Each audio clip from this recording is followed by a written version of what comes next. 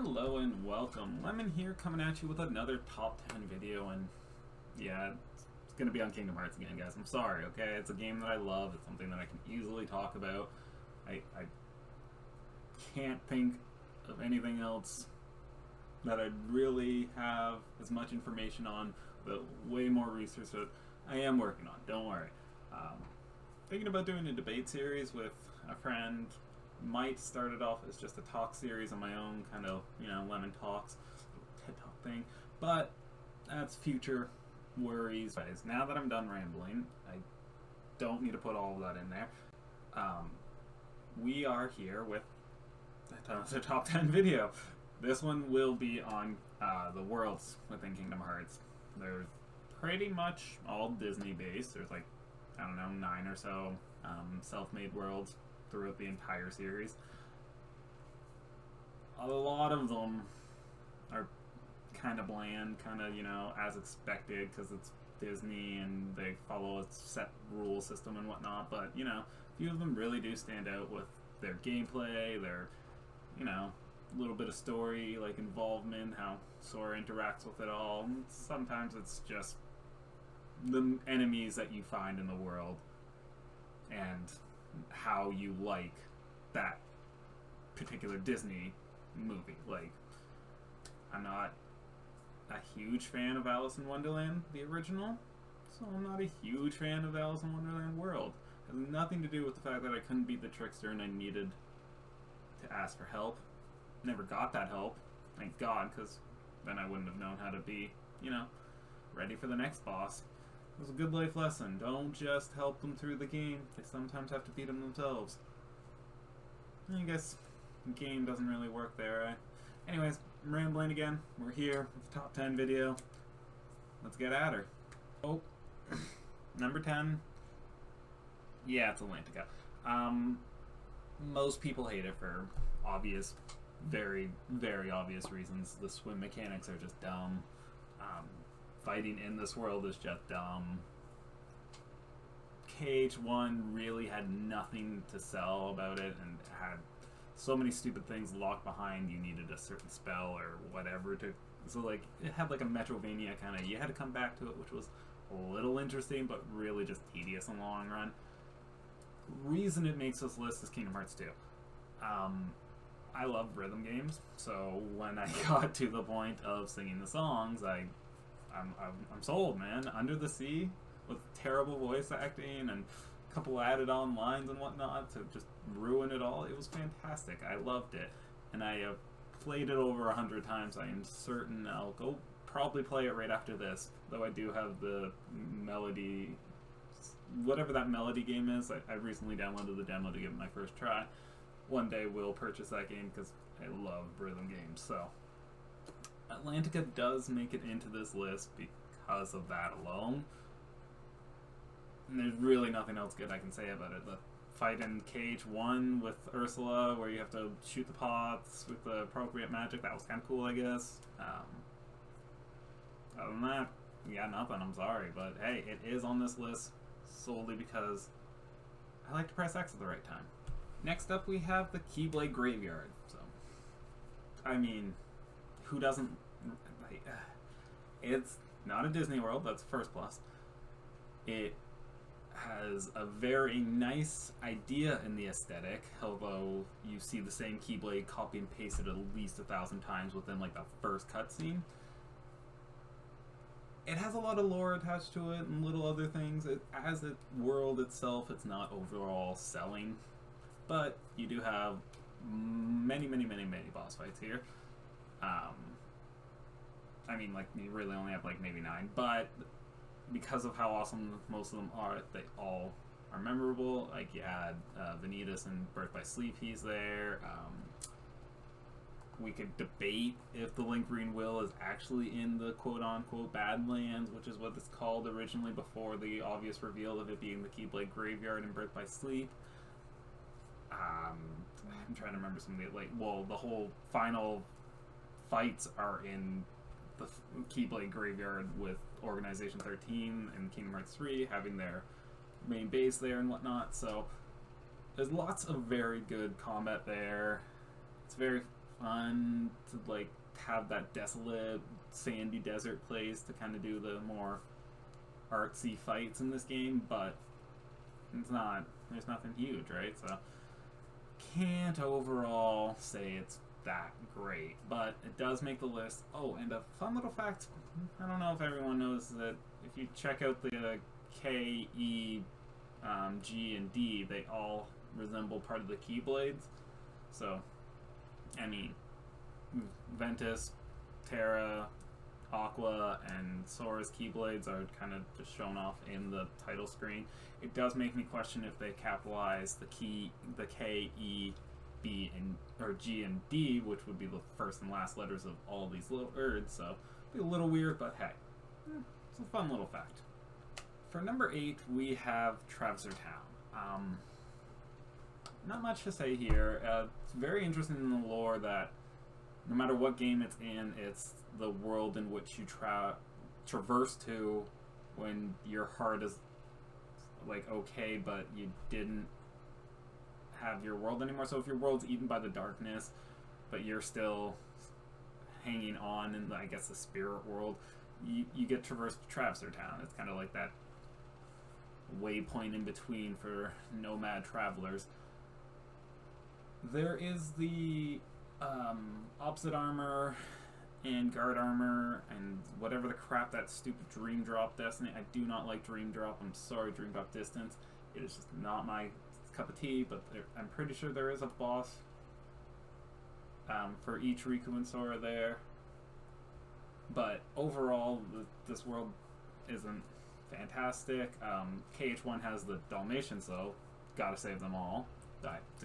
Save the puppies, or else you're a bad person. That's how I see it. I'm sorry. I don't care how fast you want to go through the game, you save those damn dogs. I'm really out of things to even think about to say to Traverse Town. I mean, it's a home base in KH1. You see a lot of it before any of the other progressions in the game, so it does grow on you, but it's a little quaint town. It looks nice. It's just not the greatest of them all. And if it wasn't for the lore attaching it, and in each of the series games kind of keeping that idea going along, and one of the characters in Dream Drop Distance even mentions how this world is connected by lingering souls or something like that. But if it wasn't for all of this, Traverser Town would be a dust in the wind to me. It's that little bit of lore information that keeps me kind of hooked to this world, and I'm still not fully sure if that's it. What about the people who started there before? What about the people who are staying there? Does it continue to keep your soul, your heart, your whatever? Or is it, I don't know. It's just not explained enough for my likings.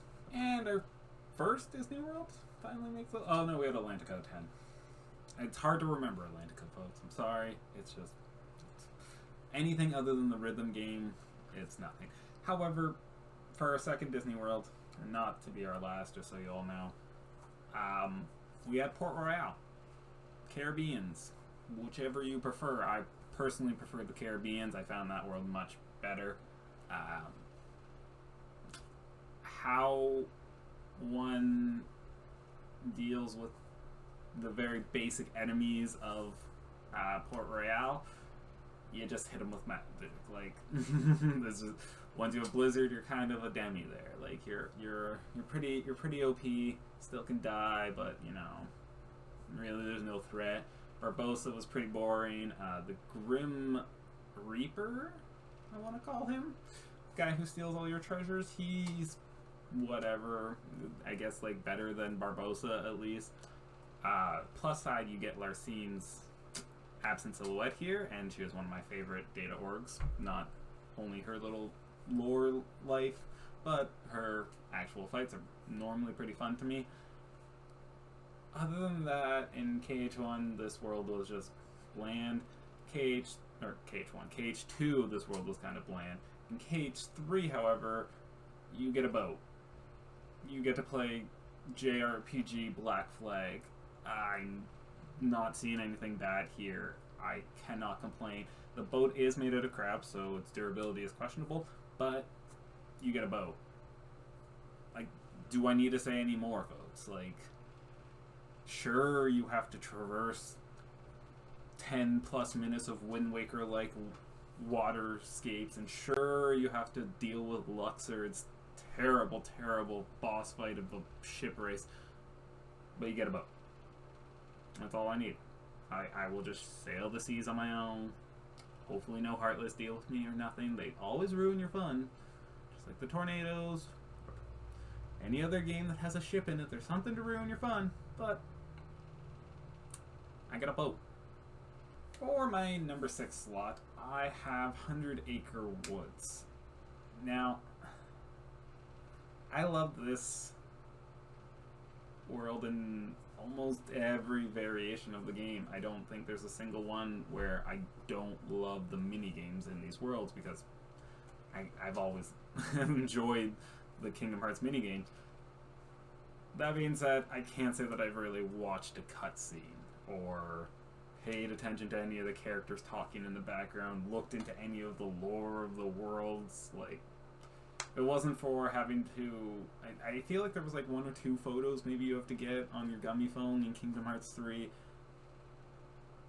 That's about the deepest I've looked into the background of what's going on into that world. I'm rushing to the first person who's going to tell me how to do the honeypot slide, the jumping, and the first one was fantastic. I feel like you have to guard rabbits' crops in every variation of it, or at least work with them in every variation of it. It's kind of bland, but I don't care. I'm gonna help Rabbit. She needs help. Like, give her help. It's that simple. It's pretty horror it's pretty bad how they always force the world into there with like no reason. Like in Kingdom Hearts 2, why did you leave the book somewhere where it could just easily be grabbed? Why are the Heartless even considering going after the book? So like, whatever, KH3, because your heart got messed up with, you're now not connected with your person. Your friend can't remember you. So, all right. I don't really care. Just give me some mini games and I will be happy. For my number 5, I have a kind of debatable one. I have a few honorable mentions. I could switch with this, but Monstro is definitely one of those levels that I love to hate. You go through, you get lost, you come back, you have to go back in again, you get lost. Like, after doing it a few times, you have it memorized, you kind of know where to go, what door and whatnot. Like, the first time was definitely the best experience, because you just really got stuck and you really got confused, and though it's still pretty linear and you figure your way out pretty quickly, it was annoying at first to have to go through the same room like 3 times, or feel like you've gone the wrong way, or whatever happens to you. That being said, I go back to it now and I'm like, I remember when I got stuck here, and I love that memory that, oh, thanks to 20 minutes of me not being able to figure this out, I now will never forget it. I used to always wonder why he ate you, and then in Birth by Sleep you fight him as a boss. So I kind of think that Monstro's warranted to eat every Keyblade wielder he ever sees. Also, in KH1, after you've rescued Kairi, if for some reason you decide, hey, I'm going to go back to Monstro, you'll notice that with each recurring visit, he gains new Heartless from pretty much all the worlds other than, like, Halloweentown, World That Never Was, Hollow Bastion. I don't know why Halloweentown was one of the few Disney worlds kept out. Like, Hollow Bastion, World That Never Was, those make sense. Those are the OP and boss guys, but hey, it's just a little fun fact. We are getting close, folks. We're in the top 4. Now, I couldn't really debate my top 3, and honestly, my 4 it made it into the list on a few reasons. One, I love the Disney movie. Two, I love felines, so it's kind of just had to be Pride Lands here because you get to be Cat Sora. I mean, it's fantastic. I didn't mention this during Atlantica, but I also found it hilarious that Goofy keeps turning into a turtle.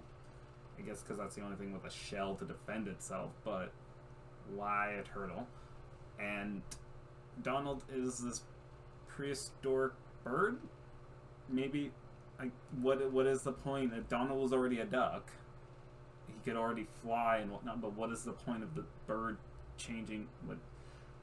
Not going to question you guys. I'm going to enjoy it and laugh because it looks hilarious having the turtle swirl around on a circle, the bird try and fly around with you all while you're cat drifting around the level. Before flow motion, we had cat drifting. It was fantastic. Could have just stopped there. I don't hate flow motion, but I don't think we needed parkour Kingdom Hearts. However, pretty much every fight in here sucks. Earlier variations of KH2, you could, I think it's just any variation before the final mix, you could go back to the top of Pride Rock and farm the 100 or whatever bat things that would spawn there for leveling up. That I used to enjoy because I love the level, and I hate farming to 99 in Space Paranoids, but hey, you know, final mix is better, so I just gotta take what I can, and I will enjoy the short time I get to be Cat Sora, dealing with, I don't know, Ghost Scar. I guess it's good, though. In KH1, we learned that Simba, he lost his world and whatnot, and we're kind of traversing with him as a summon, like, kind of helping him. I always thought of it as trying to find his way back home. After we free all the worlds from Ansem, we can now assume that he returns to his world, and then we get to help him take care of the rest of his world. And I don't know, maybe we're kind of carrying him through his problems, but at least we get to help him from start to finish. Because I kind of blame Sora and all the other Keyblade wielders for the world getting enveloped by darkness, so it's good that he at least takes responsibility and, you know, fixes it up, cleans up all the tight ends, ties up all your knots. You know how it is. For my number 3, without a question, all top 3, very easy for me to decide. Radiant Garden Hollow Bastion. There's so much that happens here. Holy Jesus. Where do you even begin? You start in Birth by Sleep. Literally, you meet everyone here. You meet Kairi here. We already knew from KH1 that Kairi somehow randomly appeared on the island. And now we figured out where she came from when her world got enveloped by darkness. And lo and behold, you figure out in KH1, the reason half that world is gone is because it was enveloped by darkness. And the only thing that remained was this one castle that Ansem was friggin' working out of, because clearly probably blew up the friggin' world himself, but we don't really know, do we? So, it's fine. It looks beautiful. It had some of my favorite enemies. The boss fight with Riku in KH1, every fight that follows through when you go through that portal. Jesus, like, Birth by Sleep, you have Teo Xehanort, which kind of starts off the whole tornado war. Like, Aqua tried her damnedest to save him. She couldn't. She at least saved Ventus and herself. All hail Aqua. As for every other, like, piece of lore that is just connected to this world, it's just ridiculous. Like, there's just so much that you can learn from it. It's great. And then the fights continue in KH2. You have the Final Fantasy fights where you're running down the line with all your buds from the Final Fantasy group who wouldn't love that. And you got mushrooms. Jesus, what are the mushrooms? I want to say, like, 9? Oh, yes, it's 9 and 13 because 13 is the finisher there, which creates, like, this cute little cutscene. If you haven't done it, please do it. Number 9 is great. He's one of those ones where you tried your best, you thought, for 100 times, and then lo and behold, you were just supposed to press square in the long run. Berserk Charge, horizontal slash. It's all you needed, folks, and it's a very simple little thing that I loved in all of the mushrooms, their trial and error. You have the data organization fights here. I mean, if that's not something to draw you, like the Cavern of Remembrance itself, having to get through that with each proper level. And then, like, holy Jesus, there is just so much going on here. Like, to top it off, you also have the Sephiroth fight here, and, like, yes, we ruin it with triangle reaction commands, but it's the Sephiroth fight. You just can never be mad at Sephiroth, and thank God we at least have a bigger arena, but we'll talk about that later. And, like, holy Jesus, you can't. In the final Kingdom Hearts KH3, you finally see it back to its full restoration, and you just can't say anything bad about the beauty of the place, like the story, the history with the place, the heartless fights you have are even pretty much all good. Like, I can't really think of a bad one that you have there, one that feels like cheesy or garbage. The boss fights are good. There's a little bit of a puzzle room in KH1 to it all. Like, oh my god, there's just so much that goes on in Hollow Bastion. I prefer Hollow Bastion. Many people might prefer Radiant Garden, but I will always call it Hollow Bastion. It's just the castle that's Hollow Bastion that stares down onto the town of Radiant Garden, or the world of Radiant Garden, which is a little confusing because they say the city was destroyed with the world, but we call the world the city. I don't really fully get that part, but Jesus, I just can't complain. And like, even the soundtrack is bamming. Like, oh my god. I'm gonna go just chill in Radiant Garden. Alright, number 2, folks. Any guesses? Thoughts? Wonder if you know my number 1. A lot of people might consider this their number 1. I don't actually know. I've never really looked into many other top 10 lists on worlds. However, enough about the rest of the world. Let's talk about the lemon. Olympus Coliseum. Literally in every game except for Dream Drop Distance, I think. Yeah, it has to be that one because the stupid spirits, I feel, are following me when I don't. Anyhow, it is a fantastic world in all of its variations. From Birth by Sleep, when we're dealing with the young Herc, we get to see the prologue and everything that we didn't get to see in the first game. We knew of it in the movie, but in the game, it's just kind of skipped ahead to where Herc was a little more well-renowned as a fighter. In KH3, we get to see it a little further ahead, and it's very beautiful how they developed that world even more. They did take the cups away from number 3, which was one of the best parts of... It is the best part of all of the Olympus worlds except for KH3, which is why I love these worlds so much. The fill cups, or whatever you want to call them, are just worth every second of just grinding through and redoing. And the Titan fights in number 1 are both annoyingly hard and gimmickly easy. Like, you don't have just the first one is, oh, you're gonna take care of this already because you're a high enough level. It's much more of a bar there, and then once you figure it out, you can kind of start to gimmick it through. I mean, what can't you gimmick through in a video game? The 50 cup battles, or the 50 stage battles, I'm always gonna love a marathon fight. I'm never gonna complain. The Absent Silhouette in KH2 Final Mix is just, I don't know, it's like Luxord or Marluxia or something. It's something that I try to forget about all the time. I cannot even remember who it is right now. I didn't even write it on my notes here because I don't care. Because what I cared about for all the bosses in all the Olympus Coliseums is KH1's Sephiroth fight, where he actually was a threat to be reckoned with.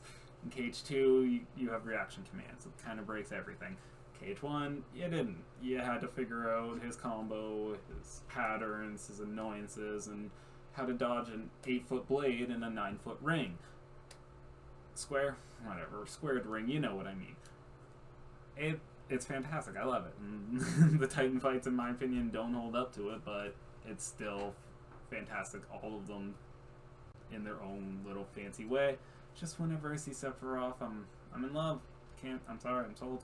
Alrighty, so before we get to number one, hold up. We got our honorable mentions, of course. I'm gonna run through these as quickly as possible. I'm not gonna dilly-dally or anything on them. Last time I tried to do a little slideshow thing with audio and I forgot to put the audio track in, so it came out terribly. I'm not gonna do that again, obviously. So let's just blow through these quickly as possible. No particular order or anything. It's just these are the ones I thought of as I was going through the list. Blah blah blah blah. So firstly, Destiny Island. Looks beautiful. Perfect place to start. Ends the story again. Like you start and end your story at this beautiful paradise island. Yeah, makes sense. Works. It's about all you can say about it. Twilight Town. Hate Roxas. Hate them. Hate them. Hate them. Hate them. Hate them. Hate them. I love Nominate. I love Axel, Painter, Pence, Oled, Shion, like everyone around Roxas. I love the entire organization, all of it. Love it. Hate Roxas though. So Twilight Town, playing through it sucks until you're Sora, but that's all I got. The Land of Departure and the Castle of Oblivion. This is a fantastic moment for Aqua's story. She hides away Ventus's heart. This is a terrible part for Xehanort's story. He spends an entire game searching through a castle and he cannot find the kid. He can't find Ventus. The entire reason he's there is looking for Ventus's heart. We can pretend that it's about whatever Sora stealing his memory to make him a clone, and then we're not even going to use the clone. And no. You had Vanitas already. You had no reason to clone. You were there for the thing. The whole world ruins it once Castle of Oblivion comes into Chain of Memories. I'm sorry, that's it. Arendelle, kind of low-key love it because it's a snow planet and I love snow planets. But honestly, I think I've turned off the volume more times than I can remember when playing this game because I do not need that music stuck in my head. I can't. Toy Box, another fantastic Disney movie. However, even though you're miniature and the world is big, the world felt so small. You got, 2 maps? You got Andy's house and the galaxy place. Like, that's it. If it wasn't for the mecha game and the... No, it's just the mecha game, because that Flan there is the one where you do that. No. It's just that mecha game. It wasn't for that mecha game, and, you got a friend in me playing in the background the entire time. This world would be just unbearable. Deep Space, always wanted a Stitch world. I'm really happy with the Stitch world we got, but it made perfect sense to do that instead of trying to do something on Hawaii's lands like San Francisco did, but we just don't even need to talk about that. That was an atrocity. It was boring, but I'm happy Stitch got his world, okay? That's really all it is for me. Monstropolis, another fantastic Disney movie. The world was super fun. Everything in it was like that Monster Inc. kind of style. Like, it's not bright, but it's lively, and like they kept the same kind of comedy in it and whatnot. So like it was cute fun, and the character designs for Sora, Donald, and Goofy were just great. Like, I love when we get those little character changes to suit the world a little better. It's always good. And lastly, Neverland. Literally hated it in every availability except for Kingdom Hearts 1 Final Mix, where you get the Clock Tower boss. Love that boss. Super hard to beat. Super hard to even figure out how to get to him. And then the Clock Tower itself has that real world time thing where if you go... I've never actually fully understood it, but if you go in at a certain video game time, like with your save file being at a certain time, I'm pretty sure is how it works, it will give you certain rewards from certain doors. It's very interesting. The rest of the world sucks, but hey, it's just how it is, folks. So, my number one, I've talked about it a little bit randomly here and there when I'm doing these Kingdom Hearts things. Halloweentown. No question. Hands down. Maybe we'll play the tune here. I don't know, because copyright, but the music gets really loud. I'm trying to tone myself down so that you didn't hear that part. Halloweentown is just fantastic. I love the movie. It's one of my favorite, if not my favorite, Disney movie. You got cute and you got creepy. It's fantastic. In Cage 1 and Cage 2, you have the wonderful costume designs of Sora, Donald, and Goofy, and they just they just work. Like, Donald looks like that's a mummy costume, clearly, that looks like something that he would actually do. Sora's is some half-assed, like, not even an actual costume. I don't know, is he a vampire? Is he the headless horseman? What is he going for? He's got little bat wings, he's got his pumpkin, and Goofy actually is like a zombie kind of monster ghoul. Like, he has a theme, but he didn't do it like him and Sora are on the same bar, but at least he had a theme and an idea, where Sora's just like, what the hell are you doing? It's great nevertheless. The fights here are a little iffy. I mean, Oogie is not really that bad of a guy, and it shows in his boss fights when he's not, that hard to defeat, and he's pretty much just creating his own gimmicks, and you don't even need to like do anything to be overly powerful against him. I feel anyone who wants to get introduced into Kingdom Hearts boss fights, like trying to speedrun or do any of that, like, don't look at Oogie as a serious fight, because it's just you just got to learn how to break the game at that point. His monster tower in Cage 1 was super annoying. Like, traversing that, it looks creepy as all hell while you're doing it. Like, it's not hard in any way, but it gives that feel, it gives you that Halloweentown, you got that goosebumpy kind of feel. In Cage 2, you have, Final Mix Cage 2, Final Mix, you have the absent silhouette there. It is the one where you have to dodge. Sorry, not dodge. That was the mistake I made when I first played, because I was like, oh yeah, I'll just dodge all of them. But to do the actual points, you have to block or reflect all the projectiles, and timing is everything, and it's just one of those get good moments. And I honestly love it. Yes, you can gimmick your way through it, gliding with final form or whatever, any of the forms with 2 Keyblades, and he spins them around, they cause an instant deflect for you. Who does that? Use reflect, use guard, get good. I literally can't say anything bad about this world. The music has you jamming the whole time. The Heartless look fantastic. They're all fun to fight. Even the stupid Gravedigger, or whatever it's called, the Jackbox Party Pack stupid thing, it is fantastic. And it's sold for me because I love the movie. When I saw the Heartless that looked like they would literally fit in the world of Halloweentown, it sat perfectly with me. And in 358/2 days, they make a good note on how the Heartless are like decreasing in amount there.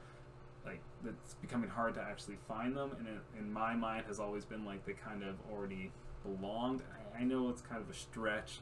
This is more about how the world is less affected by the darkness, but in the next game, we're still dealing with darkness. We're still dealing with Heartless being created and whatnot. I'm just saying they joined a union, maybe a workforce or something with the Halloweentown committee, and they are living peacefully with the citizens because they would just belong there. Like, they all work together.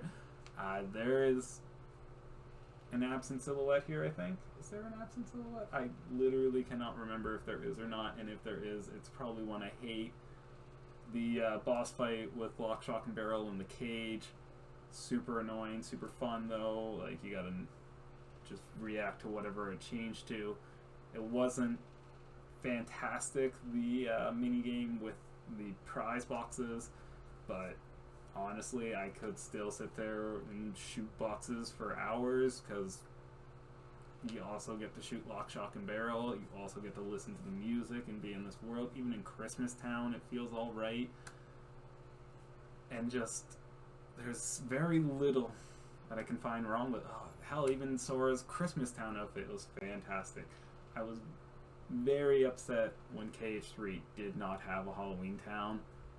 There's literally nothing left they could do with the movie's plotline, though. So, I mean, they weren't gonna write some new stuff for us. I can't blame them. It was my first Kingdom Hearts game without a Halloween. I hope you all enjoyed my list. I don't know if you'll, agree, disagree, and the only way I could find out is if you leave me a bit of information down in the comments. It would be very helpful for me to, consider your opinion. No, I'm kidding. We all have our own opinions. We all are. Please do leave a comment, though. Tell me if any of these worlds you agree with, disagree with, think I'm right on the ball, totally off par. Tell me how much you hate Atlantica. Like the video if you enjoyed. Subscribe if you want to see more content. Hit the bell notification to be notified when I release anything else new. And I will see you later, YouTube.